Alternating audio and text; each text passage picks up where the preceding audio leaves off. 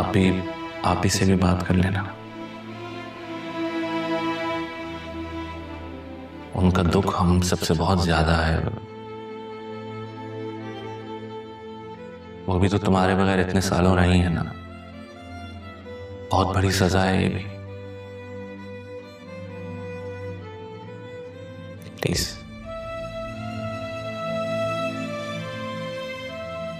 मैं नाराज ही सही, लेकिन मुर्शिद से मेरा रिश्ता तो है।